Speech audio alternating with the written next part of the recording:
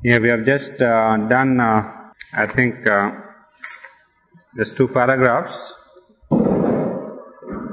You see, after dealing with the idea of rebirth and karma in the first 2 paragraphs, Sri Aurobindo is going to take up another aspect of karma, looking at it from a universal point of view.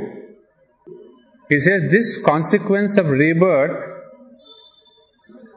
would not follow from the very nature of karma if there were only an all-soul of the universe.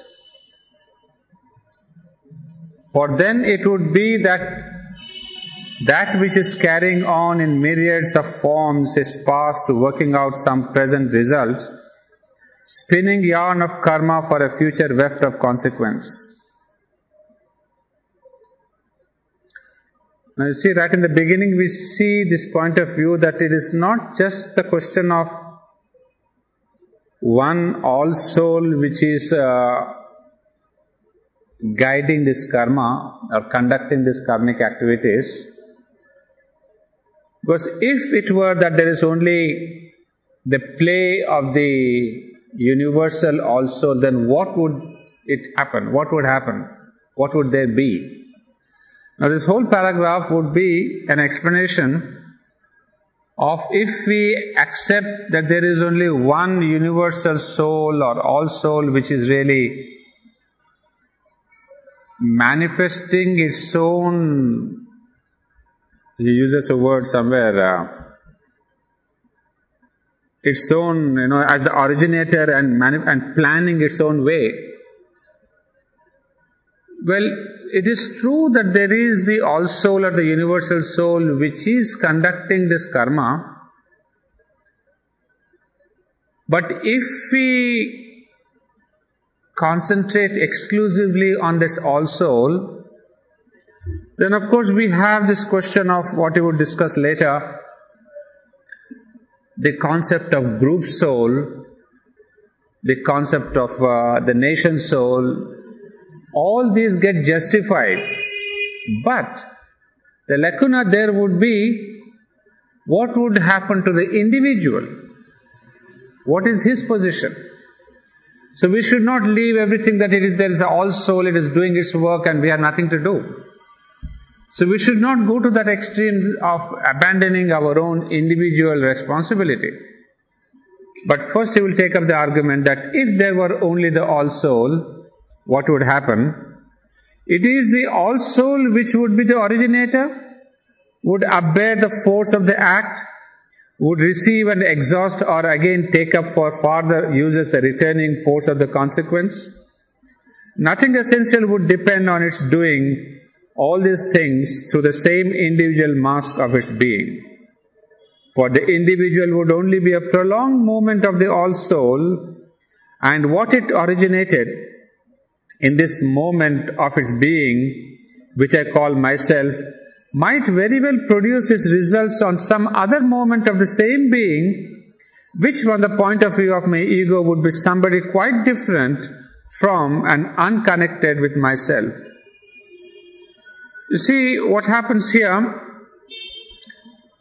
that nothing essential would depend on its doing all these things through the same individual mask of its being, because if the all-soul would upbear the force of the act, would receive and exhaust its planning. Now, if I can give you an example, say there's an architect building a house. Now, in that house, the architect has the full idea of what the house would be, through what phases he's going to go through. But imagine a mason. He had just come for the day, for the week, for the month, whatever. He does his part of the job, but he is not there to see the total result, because he might be changed. The architect, the contractor might say, now you change this house and go to another site and you start building there. So what we want to see here is the originator, the architect, he knows the result. But the individual masons have no idea what's happening. So the architect uses this individual to build a piece of the wall or piece of the structure, and then gets rid of him. But he says, you will not know this house, I know the result. So you see, by the time you know the result of the house, maybe 5 years have gone by, and the mason, when he comes back after 5 years, then he sees the full house, he says, oh, this is the house wherein I participated. But you see, the joy of the participation, he will not see it fully until years after. So that is the example. Now you get back into this, keeping that example in your mind. It says, it is the all soul which would be the originator, would upbear the force of the act, would receive and exhaust, or again take up for further uses the returning force of the consequence. And nothing essential would depend on its doing all these things through the same individual mass of its being. So, the same individual, it may not fulfill its plan. And then what happens? You see, the onus of my action is taken away. I say, no, I'm not doing, somebody else is using me as a mason, as an individual for a time, but the result, the onus of my own activities is not on me. And if this sense is lost from karma, that I'm not responsible for my own acts, then you see there could be a completely different mess in the whole understanding. Then all this action that you are doing would have no meaning and purpose.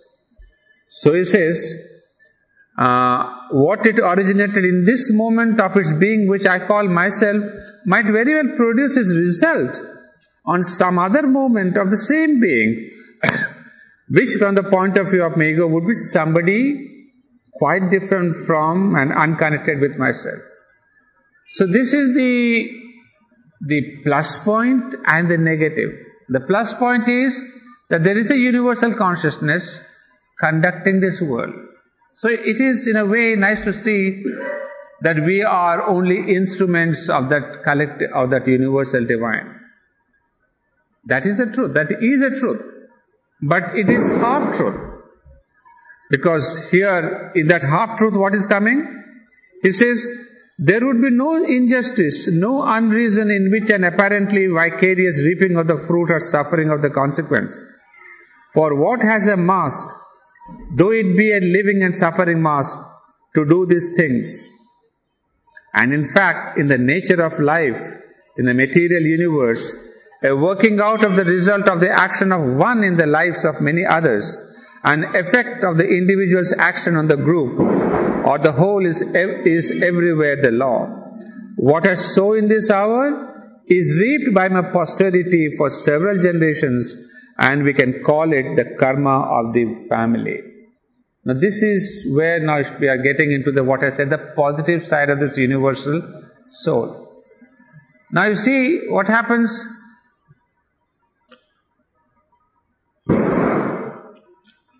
The only thing that I said is the importance of the individual is being taken away.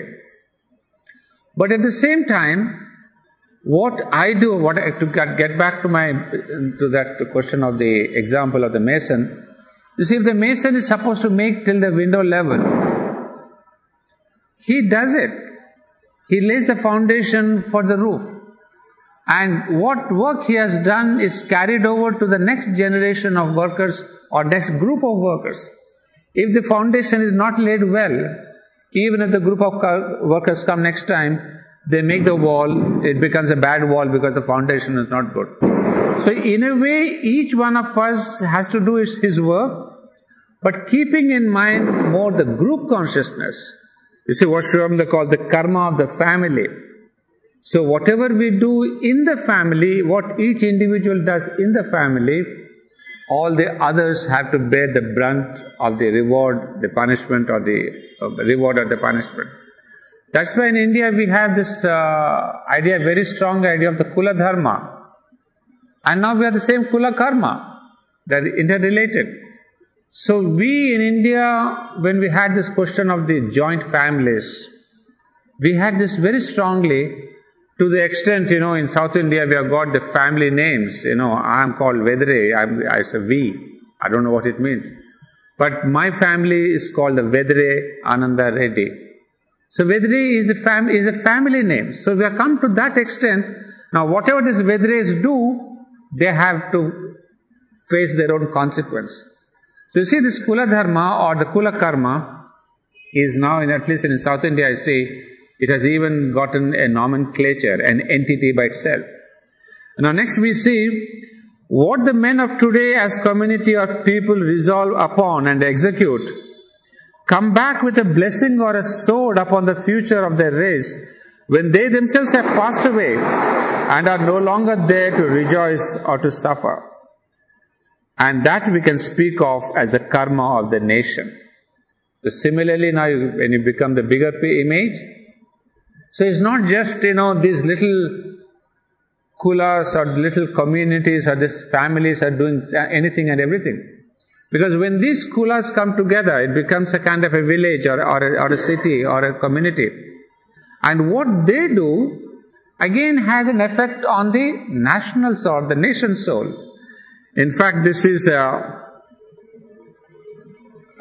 notion that has been much discussed in Auroville, because they have this international pavilion, and all the pavilions are coming with the national pavilions. So there the mother said that each one represents the nation's soul. Now there's a long debate, what is this nation's soul? What Sri Aurobindo calls here the karma of the nation. Now you see, this nation's soul is built up of this karma, the dharma, the suffering and the joys. And especially Sri Aurobindo says that it is the suffering of a people, of a group of people, that makes up the bondage of the national soul, especially the suffering. Because, he would say, it's a long suffering of a nation, of a people of the country, gives him a greater psychological identity.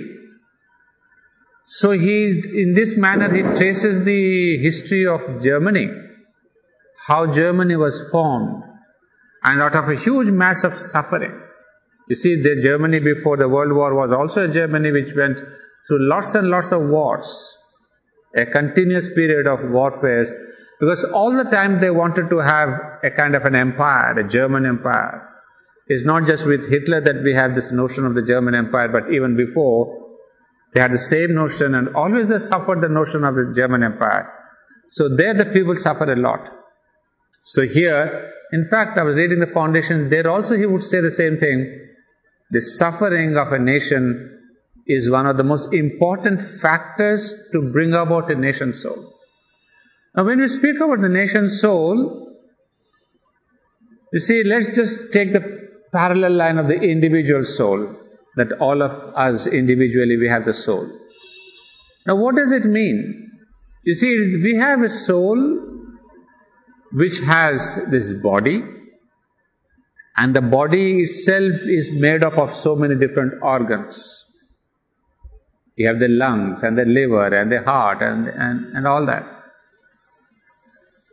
Now in this body we call it a single body with a name, but the organs are pretty much independent and yet related. The heart is doing its work continuously, the lungs are doing their work, the stomach is doing its work. The brain is doing its work. But all these are held together by this soul.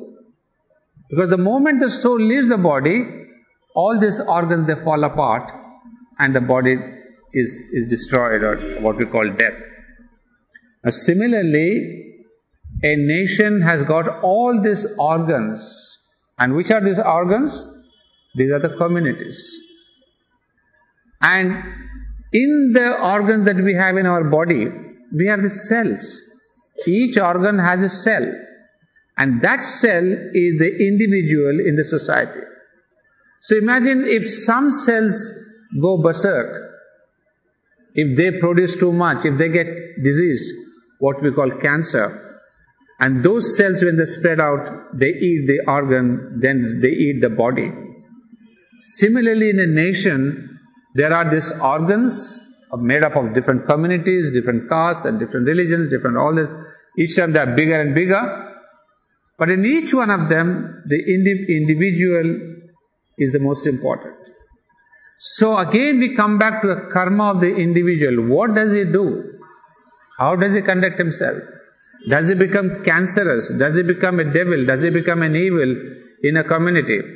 As it is said, even in a whole big swimming pool, if we have one drop of mercury, the whole swimming pool water gets poisoned. So that kind of a community, the individual's responsibility is there. It's not that we are there, 2,000 people in the ashram, we are all doing our work. But one drop of a mercury poison somewhere can poison the rest of the swimming pool, which has got such clear, good, medicated water. So that is where the individual dharma and karma comes in. But we're coming back to this question of the nation soul.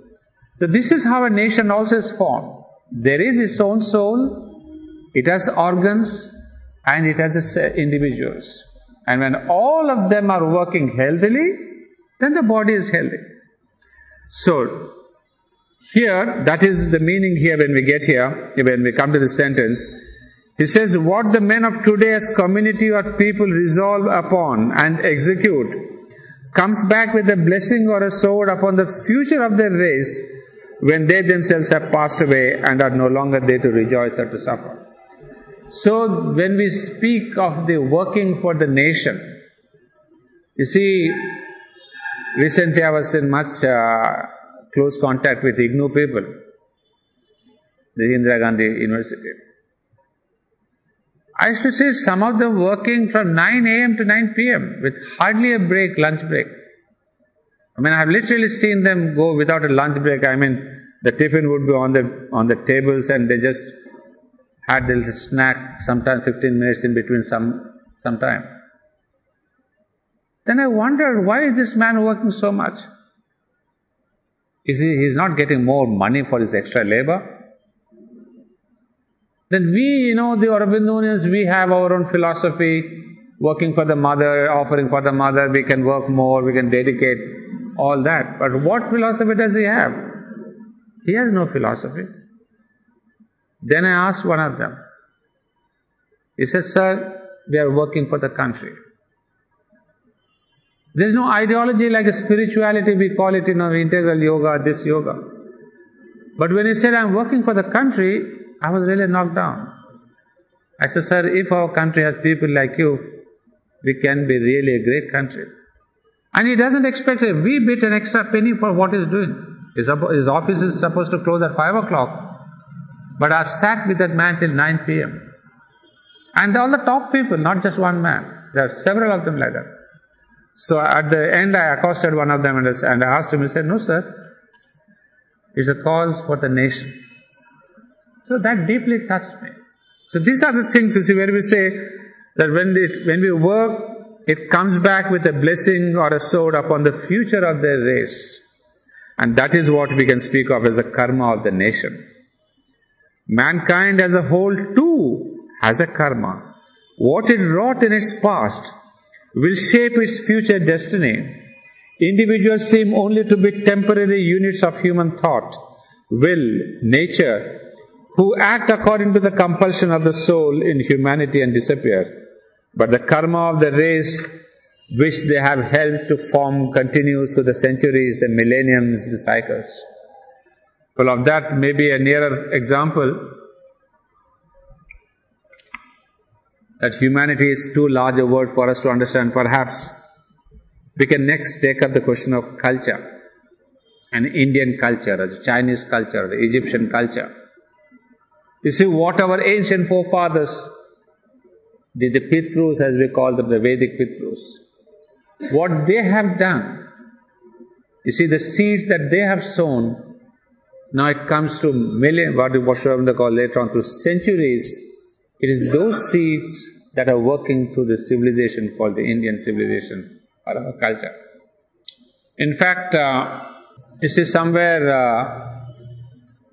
Sri Aurobindo, while describing the source of ethics, he says, you see, the whole system of ethics is controlled by one single vision of the eternal. It all depends how you look at the supreme eternal. And that was a magnificent analysis. And that is why, again, I come back to this question of how the Vedic rishis looked at the eternal. Now he takes the example of the Greeks. He says, they looked at the eternal as beauty. So immediately their entire culture, their religion, their ethics, their music, their dance, their literature, their poetry, everything is having the sense of balance, of beauty, of aesthetics, of a beautiful harmony. So the whole civilization is guided by that single aspect of the divine beauty, and beauty, divine is an aspect of beauty when we speak of the four aspects of the mother. Now he says, next Rome, they looked at the divine, the eternal, whatever you want to call, as power. So there it is a military power, it is strength, it is law. So we have this aspect in the Western world of discipline, of analysis, of mind, of mental discipline, and all that, whatever you want to call it. So in the West we have beauty and power. And then he says, take the Chinese. They look at the divine as originator. So imagine that single aspect of that originator now comes down to the whole culture of the great respect for the elders, the respect for the dead who have gone beyond.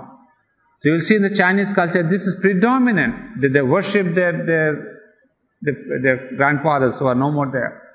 Because they always feel, he is my origin. Beyond grandfather there is another origin. So God is nothing but the origin. So it comes down on a day-to-day level as what? Respecting the elders. And that comes to the level of the juniors in my college when we used to teach. The great respect we commanded is not what that we commanded, we were given. Because it's the cultural trait. So as a cultural trait, anybody who's elder is given tremendous respect. To the extent, as we would know, if a teacher is sitting like that, no student ever dares to cross in front of me with his or her head high. They would always bow down, lower down, so that they see their head is lower than mine. It's an extreme case, but now I understood, it's not just a question of ethics, it's how the original people looked at it. And now coming to India, he says, we look at the eternal as the transcendent and the one who is within you. So we have these two aspects of the eternal, one who is above, the transcendent, and one who is within. And so he said, between these two now, our entire aesthetics, our value system of aesthetics, embraces the origin. The Chinese, that's why we have the respect in India, when people, bowing down at your feet, and elders are there. I mean, you go to this culture, I don't know, we don't have in South at all, but you go to North, Bengal and Orissa and up there, Punjab, I mean, everybody paai lage. That bowing down to touch your feet. I mean, in Bengal and Orissa is sometimes embarrassing. I mean, they even bow down and do an Sashtanga Pranam. So, that has come as part of the respect for the elders. And this is certain thing which the West will never understand. Not because they is against or they don't want to. But what I'm tracing is that origin. The whole thing, how it seeps into your day-to-day life. So these are certain things, of course, they can go on at a greater end. But Sri Aurobindo says, because India has this vision of the transcendent and the innermost in-guiding divinity, all this originator, the sense of beauty, the sense of spirituality, the sense of God, looking at the other person as God. How does that come? No Western country, no Chinese civilization would ever look at the other person as a form of the divine. Because it's not there in that origin. I'm explaining all this only to help you just understand this single sentence, how where it says, but the karma of the race which they have helped to form continues through the centuries, the millenniums, the cycles. You see, this is why what we have in our origin is of such great importance. So today, if you want to really draw a comparison between East and West, it's not just a cultural comparison, it's not just a cultural synthesis. It's got to be a synthesis or a realization of that experience. So when a Westerner or when a Chinese experience the divine within, then they can see the Indian values clearly. No amount of reading even the foundations of Indian culture or any other book will convince them, because they don't have that experience. But whereas, fortunately, our Indian vision can understand the West, can understand the Chinese, because of our integral vision and experience of the divine. So we have therefore beauty, respect, adults, elders, even our family person, grandfather maybe, sometimes we really consider them as great wise and we take their wisdom and all that. But sometimes there could be some foolish people, but still, as per our Indian custom, nobody disrespects an adult. Although I know he's a crook of a fellow, but still for the sake of it, we say namaste and go. So you see, these are not cultural differences. What I feel is, what we think is a cultural difference. It's not a cultural battle, it's not a cultural war. It is that foundations. So each has its own foundation.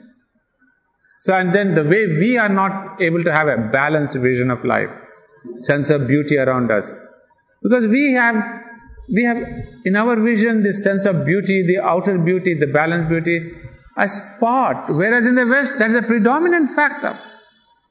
That's why you see the garden, you see the roads, you see the houses, you see the planning, everything marvelous. But here it's part of the many things, so we are not able to balance out our bhakti, our beauty, our discipline. You see the crackers, you see our temples, you see all that. I mean, a tremendous nuisance, people are not able to sleep, they cannot. But we have never considered all this. But in the West, I read somewhere, I think, one fine morning a Westerner had gone to a house in Japan, and next day early morning there's a knock at the door. He opened the door and the Chinese neighbor comes to offer him some big amount of money. He says, "What for?" He says, "Sir, last night I was putting a nail on my door, on my wall. That noise must have disturbed you. I'm very sorry for that. Can I give you some compensation?" In Japan, yeah. So you see, there's sensitivity to the other. But here you have a pataka right on the road, and then my wife Deepshika just shout, "Hey, please don't do." The complete no sensitivity. So we are lacking somewhere all these things, because we have got too many things to consider and say, no, all it chalta yaar. It's pataka, it's Diwali, it's my thing, but it's my festival. The other fellow, he can be damned, I don't care. So all these things are not just culture. What I want to insist is, it has become cultural parts, expressions. But see, what is behind is the vision of the eternal, which was given to us by the Vedic people. Why we say Vedas is the roots is because of this. They may not have spoken about Diwali, they may not have spoken about Dasara or anything, but they have spoken about the vision of the eternal, which has seeped into every activity of our country. We may realize it or not, we may be aware of it or not, doesn't matter.